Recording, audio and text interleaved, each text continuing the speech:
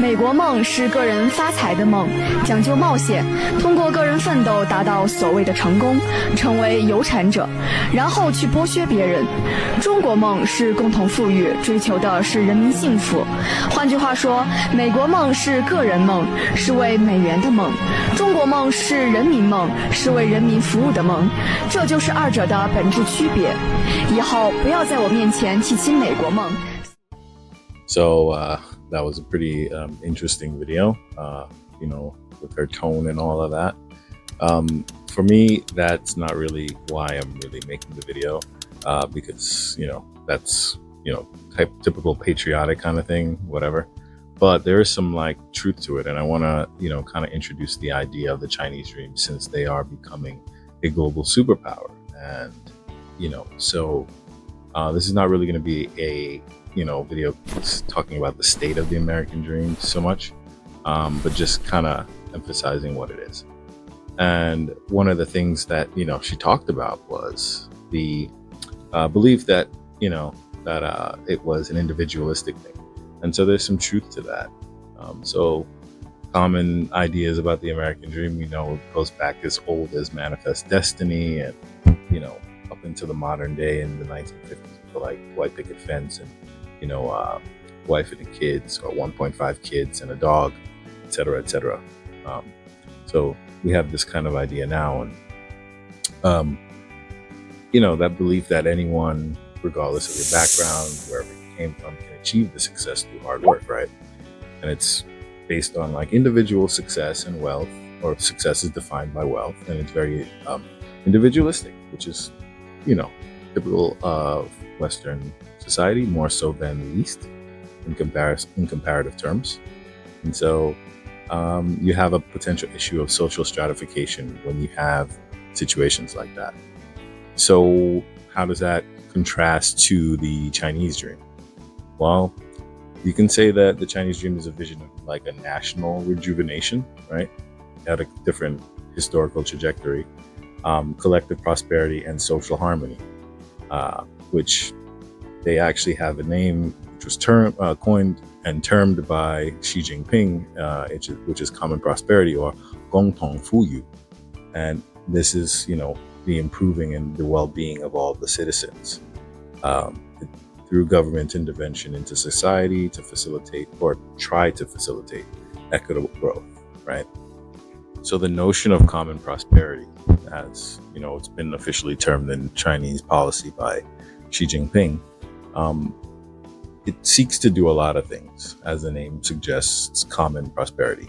One thing that we should not forget, even though the Chinese have for 3 decades now implemented a lot of capitalist market practices, they are still nonetheless a socialistic, communistic society, right? And that has some underpinnings, and that will be, the emphasis of many of their policies, right? Not necessarily the market principles, but the social principles. And so some of the things that common prosperity has tried to address over the years is over 80 million people have been lifted out of poverty in China since the 1970s. Some other statistics indicate that kind of significant percentage of people lifted out of poverty would account for up to 70% of the entire world's poverty alleviation during that same 30-year span, right? So let's, consider the last 30 years of growth as a significant factor. By 2020, China declared the elimination of poverty among its population of 1.4 billion. So, I know that sounds like a stretch, but when you consider that the definition that they're using for the poverty, or abject poverty rather, is, making less than $2 a day, $2.19 a day. So if they've managed to do that feat, then technically, yes, they've accomplished that, right? And it's not such a crazy thing. Is poverty completely eliminated? Are there no poor people? Absolutely not. There definitely are still poor people around, but it's a start, I think. And, it should be noted, as well, you have Gini coefficients that have decreased from 491 in 2008 to 0.465 in 2020. And if you don't know what Gini coefficients are, it's a measure of general inequality rates between a society. So, it's between 1 and 0, and how close you are or how far you are between that range is how equal or unequal you are, right? Going up and down the scale. And so the expansion of the middle income group to over 400 million people happened. And that was significant, right? These programs that helped do that were, rural revitalization programs and investment in education, healthcare, and social welfare programs. Some of these things are pretty important to the entire aspect of the Chinese growth model. So one of the big social changes that happened pretty recently was addressing what's called the 996 work culture. And the 996 work culture basically was the idea that it's 9 to 9, like 9 a.m. to 9 p.m. working hours, 6 days a week. So 996, right? And of course, this is a pretty hectic, heavy work schedule. It was common in the tech fields and, startup industries. And it was initially seen as a good thing or ways to reach that rapid growth that or in the last few decades, right? And possibly one of the reasons why it made labor relatively cheap in China. So that was seen as something that helped. But eventually, you're still dealing with humans, and you're still, still that's going to come up with the fatigue factor, and overwork ended up setting in for a lot of people in many industries, leading to burnout and health issues. So there was a survey in 2019 that showed 60% of employees reported excessive overtime. And I remember that in my time in China, there was a lot of emphasis on students, doing a lot of overtime studying, and their parents doing a lot of overtime working, right? Some parents. I was in a fairly well-to-do and newer money area because there were a lot of factories in the area I was in, right, for manufacturing cars as well. One of those things was being cars in other industries. So what they tried to do is, in August of 2021, is eliminated the Chinese Supreme Court, People's Court, rule that the 996 schedule is illegal. And so they've officially done away with that to a more accommodating schedule in education as well as work, right? Part of the education thing they've done is eliminate some of the language schools, as well as some of the extracurricular schools, right? So give kids more of a chance to, have more downtime. So that obviously helps, quality of life in society as an overall thing. If more people are doing better, generally it's going to be a little bit safer, a little bit less stressful, etc. But this isn't necessarily a new concept. It's not necessarily a purely socialist concept either. One thing that is pretty prevalent in Chinese history is the idea or the recurrence of Confucianism, Confucian filial piety, right? So this is an emphasis on family loyalty, respect for your elders, and overall social harmony. There was a lot of emphasis placed on how one moves through society that brings harmony and shame and dishonor to one's family, yourself, society, family, and then self, right? And then there's a collective well-being prioritized over individualism. And this is ancient, several thousands of years old. So it's not necessarily a part of the CCP's new doctrine, right? It is part of Chinese culture. And so that connects to the mandate of heaven, which is the ancient belief that rulers must be just to retain divine approval. So if you are ruling for a long time, that means that heaven has allowed you to, because somehow what you're doing is favorable to society as a whole. That was part of the dynastic tradition in China for a long time, and the dynastic tradition only ended in 1911 with the removal of Emperor Puyi from the throne. So that mandate of heaven, incidentally, speaking of Puyi, is connected also to what the Chinese called their century of humiliation, period from 1939 to 1949, which marked a lot of foreign intervention and internal strife in China. You had things like the Opium Wars, Boxer rebellions, various carving up with parts of China in Shanghai by the French, and Qingdao by the Germans, and Hong Kong and Macau by the Portuguese and British respectively, and other areas. So in that time, and that's just the 1800s, after Puyi came away from the throne, and the warlord period, and then the nationalist period, and then the Japanese occupation, there was a lot of internal strife within a fairly truncated period of time in Chinese history. And now that there is a lot of prosperity since that time, a lot of people in Chinese society are very pleased with the way that the CCP is going about with these reforms.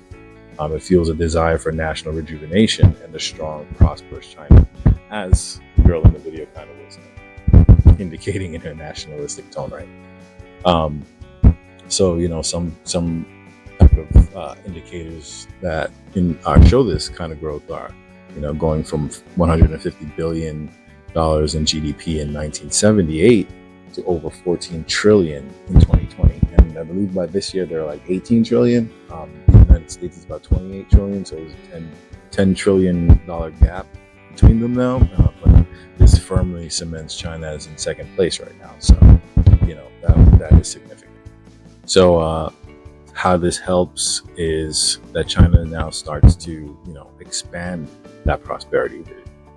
They've already been doing that with many parts of Africa, which is well known, right? They've had a global development strategy involving infrastructure development and lots of investments in education, with over 140 countries in total participating, with estimated investments surpassing $1 trillion. So, for example, some of the African projects are, you have the Mombasa-Nairobi standard gauge railway in Kenya, which cost $3.6 billion and helped reduce travel and boosting trade between the two cities in Kenya. Then you have the Addis Ababa and the Djibouti railways, which cost $4 billion and enhance regional connectivity between the two countries, or the capital and another country. And then educational programs. So throughout the years, China has been instituting a personnel program with Africa, where they are basically using Chinese facilities and talent to help train and deliver the same type of talent in Africa. They have been doing so since about 2018, and they are the leading destination for a lot of the Anglophone African students, because there are a lot of scholarships and vocational trainings situations there. They're also in the sectors of education, engineering, agriculture, healthcare. So even this year, the Chinese have given a lot of railway scholarships to attend schools in China, some of the really good universities in China, for African students to come and basically be the next generation of engineers in Africa, hopefully contribute to its internal development. So you can contrast this to some of the IMF and World Bank policies of structural adjustment from the 80s. And the structural adjustment policies kind of indicated the same infrastructure development loans. If these conditions weren't met, there would be consequences such as austerity measures, privatization, and certain forms of deregulation. You contrast that with certain protests about austerity as recent as I want to say within the last 4 years. People are still upset about that internationally, right? So how you contrast that to China's emphasis through the AAIB, you have loans and investments without stringent conditions. Right? course, there's no free lunch. There's always going to be something. Usually that comes in the form of soft power moves. China wants your support on the global stage with certain things where, there's going to be a vote in the UN Security Council, for example, or, certain policies they're going to want, backing for, etc. Or resources, right? You may have resources within the country, or certain trade networks, etc. Whatever it is, depending on the place, it's a case-by-case situation. But recipient countries, for example, of the Chinese loans, have more favorable terms. There's more of an emphasis on infrastructure and capacity building. Recipient countries experience tangible improvements in these infrastructures, and the potential for sustainable growth is there. So I think that's why you see so many different countries, not just in Africa, but in other regions like South Asia or the Caribbean or Latin America, going towards this developmental model, this other view of common prosperity outside of just China, because they've seen China's rapid growth. So to conclude, I just want to, once again, touch on the fact that, the Chinese dream is, with those things in mind that I mentioned, significantly different than the American dream, because it's a little bit more collective, right?